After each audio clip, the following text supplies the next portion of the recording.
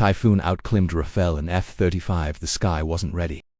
The multinational exercise was supposed to be routine. Dozens of aircraft from allied nations gathered to sharpen tactics, test technology, and show unity. On the apron, 3 fighters drew the most attention. France's Dassault Rafale, America's Lockheed Martin F-35 Lightning II, and Europe's Eurofighter Typhoon. At first, their rivalry was playful. Pilots traded jokes over coffee, mechanics compared notes, and generals watched with cautious smiles. Then, during a lull, someone suggested an old-school contest, a vertical climb. The French grinned, certain their Rafale's agility would impress. The Americans smirked, knowing their F-35's massive Pratt & Whitney engine would not embarrass them. The Europeans said little, but their quiet glances hinted at confidence. It was a simple test, gravity versus thrust. No radars, no stealth, no data links, just pure acceleration into the blue. The crowd gathered, children perched on shoulders, analysts prepared notebooks, and pilots leaned against fences. They expected a spectacle, perhaps even a surprise, but nobody was prepared for what the Typhoon was about to unleash. Rivalries on the ramp. The French crews were loudest. "The Rafale is the complete fighter," one mechanic declared. "Not too heavy, not too light, perfectly balanced." American crews carried quiet swagger. "Our jet doesn't lose," one pilot said flatly. "The Lightning wasn't built to show off, it was built to dominate." The others chuckled but didn't argue. The F-35 program cost over $1 trillion. Surely, it wouldn't falter in a climb. Meanwhile, Typhoon pilots and engineers said little. They leaned against their fighter, arms folded, smiles faint. A German pilot finally spoke. "The Typhoon doesn't do subtle. She doesn't tiptoe into the sky. She leaps." The words drew laughter. But the pilot didn't flinch. He had flown the jet enough to know. The climb was where it turned from aircraft into rocket. Rafale, France's sky dancer. The Rafale was a jewel of French independence. Its twin Snecma M88 engines were modest compared to the Typhoon or F-35, but combined with a Delta Canard airframe they gave it unmatched agility. In dogfights it could twist and turn like a fencer's blade. To its pilots the Rafale was poetry in motion. "She dances," one aviator explained. "She doesn't fight the air, she flows with it." In real wars, that elegance had delivered results. Libya, Mali, Afghanistan. The Rafale carried bombs, missiles, reconnaissance pods, even nuclear payloads. It was the definition of versatile, but climb rates that wasn't its signature card. Still, French crews brimmed with pride. Their jet would not embarrass them. When the Rafale taxied forward, its slender frame gleamed under the afternoon sun.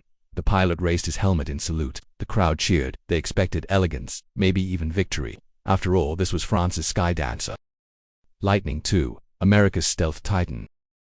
The F-35 was the face of 21st century airpower. Its radar-absorbing skin made it nearly invisible. Its cockpit displayed a digital picture of the battle space that no rival could match, and its single F-135 engine, the largest ever mounted on a fighter, generated an earth-shaking 43,000 pounds of thrust. But there was a catch. Wait. The Lightning was heavy, far heavier than Rafale or Typhoon. Engineers had designed it to vanish from radar screens, not to dazzle crowds in climb contests. The Americans shrugged off concerns. "This jet isn't about stunts," one Marine said. "It's about winning wars you never see." Still, when the Lightning rolled onto the runway, its angular frame and thunderous roar demanded respect. It looked like tomorrow's fighter, a predator from the future. Few spectators believed it could be humbled. Typhoon, the untamed beast. Then came the Typhoon. Born from a Cold War need to face Soviet fighters, the Eurofighter was engineered for one thing: air dominance. Its sharp lines and forward canards gave it razor agility. But its true power came from the heart, twin EJ-20 turbofans, each capable of producing 20,000 pounds of thrust. Together they gave the Typhoon something rare, a thrust-to-weight ratio greater than 1. In clean configuration, it could accelerate vertically, something only a handful of jets in history could claim. Where the F-35 whispered stealth and the Rafale hummed elegance, the Typhoon roared brute force.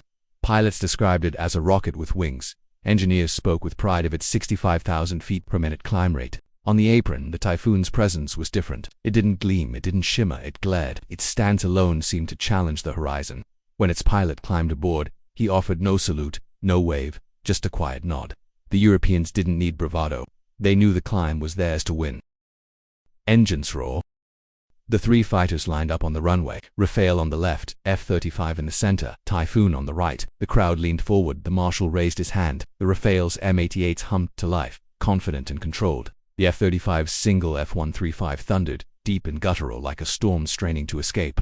But when the Typhoon's EJ-20OS lit, the ground itself seemed to shake. Windows rattled, car alarms wailed. Children covered their ears. The marshal's hand dropped. Rafale surged forward, smooth and balanced. The F-35 followed, heavy but powerful. And then the Typhoon unleashed itself, sprinting down the runway with such violence that some in the crowd gasped aloud. The race to the heavens had begun.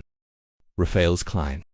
The Rafale lifted gracefully, its nose rising at a perfect angle. It sliced into the sky like a duelist's blade. The French delegation erupted in applause. Voila, one shouted proudly. The jet climbed smoothly, steadily, never faltering. It looked like art in motion, but as it passed through altitude markers, its acceleration softened. It was still rising, but no longer with urgency. She dances, an analyst murmured, but she does not sprint. The Rafale had done what was expected. Beautiful, competent, controlled, but nobody was stunned. Lightning's push. The Lightning II waited at the threshold, its angular body shimmering in the sun like a predator crouched before a leap. The Rafale had already shown its graceful ascent, and while the French crowd was still clapping, every eye shifted to the American machine. The ground vibrated as its massive Pratt & Whitney F-135 engine spooled up, a single core, but the largest and most powerful fighter engine ever produced. It didn't whine like the Rafale's paired M88s nor snarl like the Typhoon's twin EJ200s. Instead, it thundered low guttural, the kind of sound that rattled lungs and shook fillings. Some spectators instinctively covered their ears. Others leaned forward, transfixed. Instinctively covered their ears. Others leaned forward, transfixed. Inside the cockpit, the pilot felt the surge of 43,000 pounds of thrust pressing him against his seat. He pushed the throttle forward, eyes flicking across a panoramic touchscreen that painted a digital map of the world around him. But today, there were no stealth missions, no silent hunts, just raw climb. He muttered to himself, "All right, let's show them the Lightning doesn't crawl." The jet hurtled down the runway, its landing gear biting at the tarmac before finally lifting with a sharp pull on the stick. The nose pitched skyward, the Lightning clawed into the blue. From the ground, the climb looked steady, muscular, determined. Unlike Rafale's smooth elegance, this was a forceful shove against gravity, the way a weightlifter hoists a barbell overhead. There was no grace, no poetry, only blunt power. Spectators reacted differently. American officers stood proud, arms crossed, watching their trillion-dollar machine prove itself. "That's strength," one Marine whispered, nodding. French crews glanced sideways, unimpressed by the lack of artistry but unwilling to deny the climb's raw authority. The European Typhoon team simply watched, their faces unreadable. They knew what was coming. The Lightning climbed higher, leaving behind the graceful Rafale. The pilot's breathing slowed into rhythm with the jet's acceleration. Numbers scrolled across his helmet display. Altitude climbing, rate holding strong. He pressed the stick, feeling the jet's weight and bulk heavier than his rivals. Yes, but also steadier, like a bull pushing through water. Yet the strain was visible. The Lightning did not leap vertically. It arced. Its climb path wasn't the straight dagger of thrust the Typhoon promised, nor the flowing ribbon of the Rafale. It was a curve, powerful, unyielding, but lacking spectacle. On the ground, one British officer murmured, "It's a hunter, not a sprinter." Heads nodded. The Lightning wasn't built to entertain. It was built to disappear, to see first, to strike unseen. What it lacked in showmanship, it repaid in dominance where wars were actually fought. But today wasn't war. It was theater. And in theater, spectacle matters. As the Lightning pierced higher, its growl echoing across the airbase, the applause was polite but subdued. Children clapped, impressed by its thunder. Analysts scribbled notes about thrust-to-weight ratios and wing loading. Pilots, however, exchanged glances. They respected the machine's strength, but they sensed the effort in its climb. The Lightning looked like it was dragging its own stealthy skin uphill. Inside the cockpit, the pilot knew it too. The jet was giving him everything, but it wasn't effortless. The GIs pressed down harder. His breathing grew measured, trained to keep consciousness steady. Still, he grinned. "She's heavy," he said into his oxygen mask, "but she's honest." At altitude, the Lightning stabilized, circling above the Rafale's marker. It had done better, higher, stronger. The French could not deny that, but in the silence that followed, the audience waited. Something more was expected, something spectacular, and everyone knew where that would come from. The Lightning had proven its strength, but it had not stolen the show. Typhoon's skybreaking moment. The runway fell silent after the Lightning II leveled off. The crowd's applause tapered into murmurs, and all eyes shifted to the last contender. There it stood, the Eurofighter Typhoon. Its sharp nose angled upward as though impatient to leap, its twin EJ200 engines whispering a promise of violence not yet unleashed. Unlike the French with their smiles or the Americans with their folded arms, the European crews stayed quiet. They had seen this before. The Typhoon wasn't built to impress onlookers with finesse, it was built to dominate the sky by brute force. And in a climb, brute force mattered. The pilot settled into the cockpit, strapping in with practiced efficiency. He glanced at his displays, checked his instruments, and gripped the throttle. His lips curled into the faintest smile. He had one advantage the others did not. He knew what was coming. The Marshal raised his hand. The Typhoon's EJ-200s ignited. The sound wasn't just noise, it was a tearing of the air itself, a primal roar that made the ground vibrate. Windows rattled in their frames, and some spectators instinctively stepped back. Car alarms blared across the nearby lot. It was as if the jet were already dragging the sky down toward the earth. Then the Marshal dropped his hand. The Typhoon lunged forward, almost leaping off the runway before its wheels had fully left the ground. Its pilot eased back on the stick, and the jet snapped vertical, nose pointed straight at the heavens. For a heartbeat, the crowd thought it was impossible. No jet climbed like that. Not that quickly. Not with that violence. But the Typhoon wasn't climbing, it was sprinting vertically, as though gravity itself had been turned off. Within seconds, it blasted past the Rafale's marker.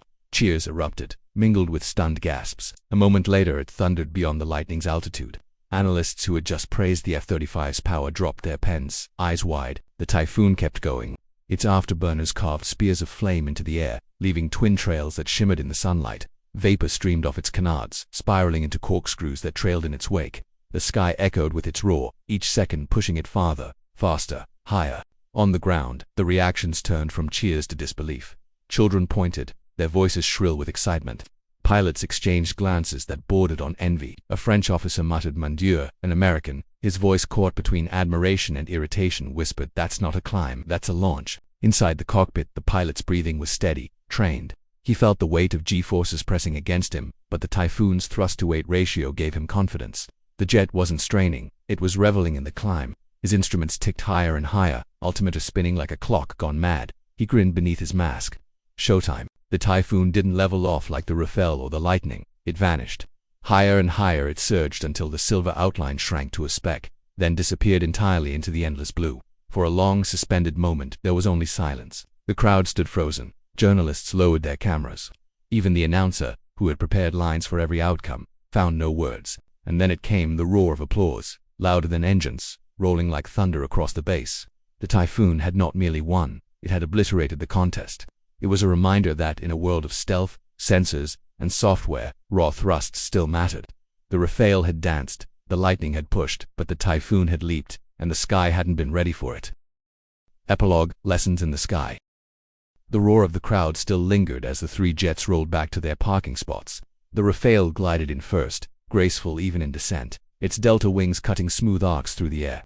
The F-35 followed, heavier, purposeful, its stealthy body glowing faintly under the afternoon sun.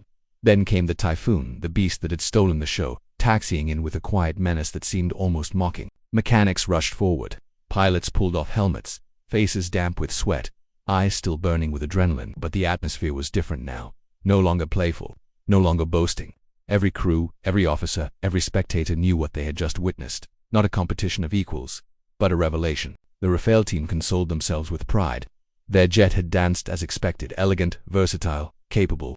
"We showed beauty," one French pilot said with a shrug. That is something too, they were right. In a real war, versatility and agility mattered as much as spectacle. The Americans, however, were more defensive. Some insisted the climb proved nothing.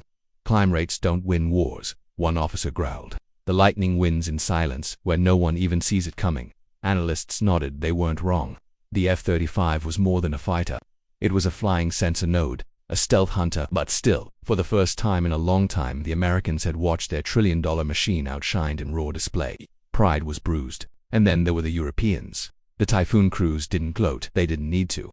Their jet had spoken with afterburners and vapor trails. As one German pilot put it quietly, "We build her to dominate." Today she reminded us why. Quietly, we build her to dominate. Today she reminded us why. The audience, though, saw more than jets. They saw philosophies in flight. Rafale symbolized balance, the art of compromise between elegance and power. The F-35 embodied technology, stealth, sensors, the unseen war. The Typhoon stood for raw primal force, the ancient truth that sometimes speed and power crush everything else. What mattered most? That question buzzed through analysts' circles long after the show ended. Some argued that Typhoon's victory was meaningless in the age of stealth and drones. Others countered that no matter how digital war becomes, the psychological impact of raw performance still matters. Air combat, after all, is not just numbers on a screen. It is also confidence, morale, intimidation. Children who watched that day would remember the roar of the Typhoon more than the theories of stealth. Pilots who witnessed the climb would carry that image into their next sorties. and generals who once dismissed older fourth-generation jets would think twice before ignoring the raw potential of thrust. The lesson was subtle but undeniable. Air power is not one thing. It is not just stealth, or just agility, or just thrust. It is a mosaic. Each jet that day had proven something. Rafale showed that grace and versatility endure. F-35 proved that brute strength, even in bulk, still commands respect. And Typhoon proved that sometimes the old ways still matter. Raw thrust against gravity, a vertical sprint to remind the world what muscle looks like. As the sun dipped behind the horizon and the crowd dispersed, the skies grew quiet again. But those who had been there knew they had seen something rare. For a brief moment, the laws of physics, engineering, and pride collided in a contest of climb. And when history remembers it, the line will be simple.